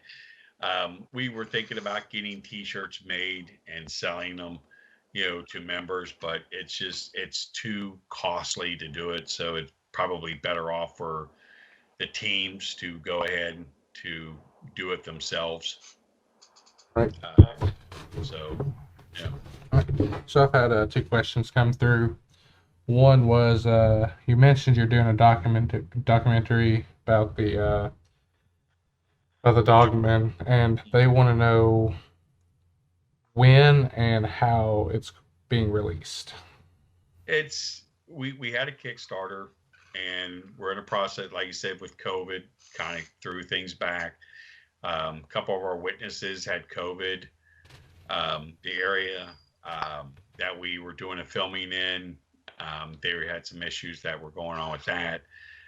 So we're hoping by the end of March to have it completely done. You can go, we'll have it up on the website for sale through the website, along with copies of the other documentaries that we've done. We don't have the other ones up there now. We're selling them on Amazon, but Amazon, it just literally, they're screwing it up when they're printing them. They're not putting it at the right speed, and it's really messing it up. So we're getting ready to pull them from Amazon and just do it ourselves. But you'll be able to get all the documentaries, the other 2 that we've done, through our website by no later than April. All right.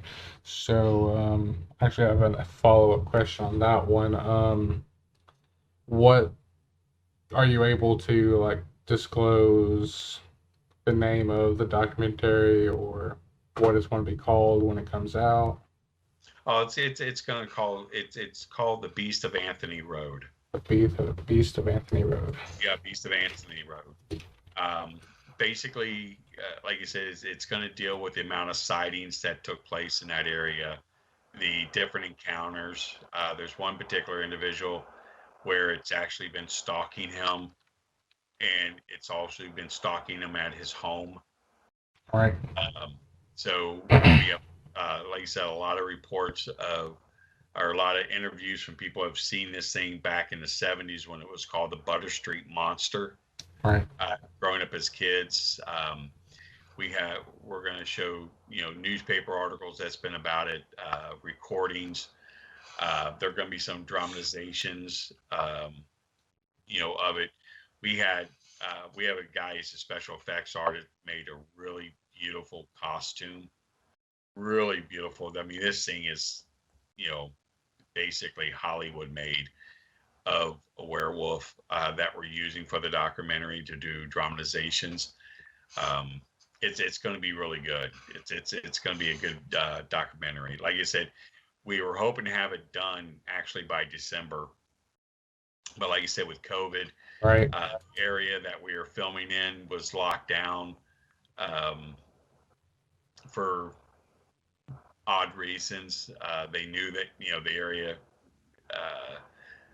They know that there's something there, so they put these roadblocks up, these gates at each end of the road. They blocked the bridge off to get over there, so it's been hard to get up into the area to do filming. right. It was actually flooded for a while. There was we had a really bad storm this summer, and the area was flooded because there's a little river right there. Mm-hmm. So it was flooded for a while. They were doing some work up there. They were putting new fencing up, much higher fencing along the wood lines, down the road. I mean, it's Right. really weird, some of the stuff that they're It's like they're doing. trying to cover something up. Yeah, that doesn't make sense, so it kind of threw us back. And now that it's publicly back open again, with them with their work, it's going to be very interesting to see what they've done, and so we can film for the documentary. All right. Well, one more quick question. Have you encountered any other creatures, etc., the Dogman? I know you mentioned the Bigfoot and skunk ape earlier, but anything else? I mean, our team, you mean? Team, you, anything? No, I mean, I've investigated other stuff like the Loveland Frogman. Here in Cincinnati, there's an area called Loveland where the Little Miami River. Right. They've been sightings of what they call a 5-foot tall looking frog animal Right. that comes out of the river there. There's a castle that this guy built along the river there called the Loveland Castle, and he built it by hand. Really beautiful castle. And he's seen it numerous times as he was building the castle. 2 Loveland police officers have actually seen it, and one of them discharged his weapon on it because it scared him that bad. Right. So that was. I've seen the accounts of the Loveland Frog. I mean, wasn't there another lady who was pulled underwater, supposedly by one, and she had like a green stain left on her leg? That was in a different part of Ohio. It was at a different lake, but there was a woman that was swimming there in the river, and something pulled her under and did some scratches and stuff on her legs. But there was another account, which was in Ohio, where a woman was swimming and something was trying to pull her under, and it ended up leaving this green smudge and stuff on her legs, along with the scratch marks and everything. But that was in a different part of Ohio. Could have been the same type of creature. It very well could, because like you said, there was an incident where a woman was pulled under, there. I've been canoeing in that area, and it's weird because you don't see a whole lot of wildlife in there around, this one particular area where the castle is.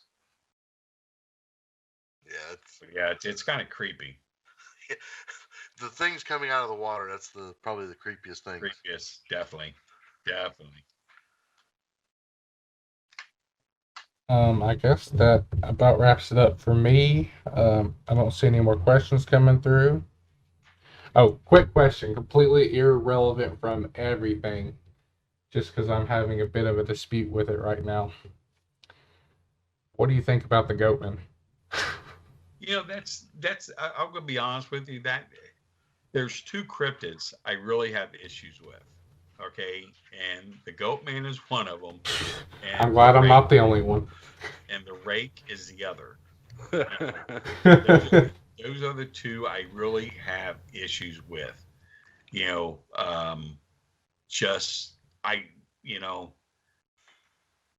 I don't know. The Bunny Man was another one too. The Bunny Man. Yeah, the Bunny Man. Yeah, they had the axe and stuff. Those were kind of. I just have issues with them. The rake. I truly believe the rake is a made-up cryptid. I really do. I've always believed that that is a made-up cryptid that somebody made up, and it went like wildfire on the internet. Yeah. And it's just I just don't think it exists. The Goatman. I think the Goatman is a Bigfoot that people are mistaken. I just, I could see that. Yeah. So I don't know. It's like I say, those are the only 2 cryptids, man.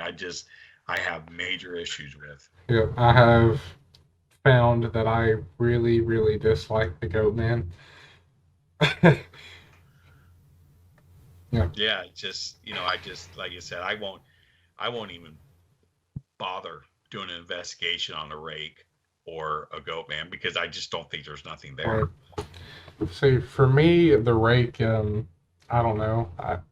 Obviously, there's nothing, but there's questions. I've heard a story that kind of makes me like question it, but it's a story. You don't know if it's real or not. And the Goatman, I think it's made up 100%. Yeah, I think it is too. And like I said, the rake, I fully believe the rake's 100% made up. And it's just, the thing is when you're out in the field and you see something you don't understand, you sit there and try to justify Right. what it is. And you come up with anything. And if you believe it's a rake, it's a rake. Right. It's like a lot of these videos out there of this saying they're 100% fake. Oh yeah, easily. Right. Or fake. You can do things with a computer today that it's unless you got the software to sit there and prove it wrong, anything can be manipulated. Right. Even then, it's like you can tell that a lot of stuff is doctored, like really forged and just made to make it look like it's something, but it's really not. Exactly. Well, I guess that about does it for me. Well, Joedy, I'd like to thank you again. I greatly appreciate you coming here talking with us. Yep. So, Definitely, anytime. Great experience. I actually definitely am probably going to be looking more into the membership thing because knowing that you all don't have not for certain if you have like a for sure like Kentucky team. I know. I'll keep you posted on it. Just make sure when you join, there's a message board or message that you can put in. You can also under the contact page, make sure you send me a message and address it to me, so that way I can get you all the contact information you need. Awesome, I appreciate that. Ready. Like I said, we just want to touch base real quick. You said there's going to be an event in Cincinnati. Mm-hmm. And are you guys going to post that up on your website? Yeah, it will be on the website or Facebook pages. Okay. So that way we can disseminate information whenever we get it. Yeah. Like I said, it's sometime in October. I can't remember the date off the top of my head. I think it's a week or 2 weeks before Halloween. But I'll let you guys know for sure. Like you said, the information will be up there. Okay. That's about all I had. I mean, it is actually great to be able to speak with you this evening. Oh, I appreciate it. Thank you. Well, there you have it, Mr. Joedy Cook. We appreciate you, and everybody that has tuned in, watching you, we appreciate each and every one of you. We stream every Friday, 9 p.m., and you can catch us on YouTube or on Twitter, 3d's in the Unknown on Twitter, and YouTube is Drake Kingdom. If you have any questions, you can email us at 3dsintheunknown@gmail.com, and that will be it for today's episode. Until the next one, we'll see you later. Peace. Peace.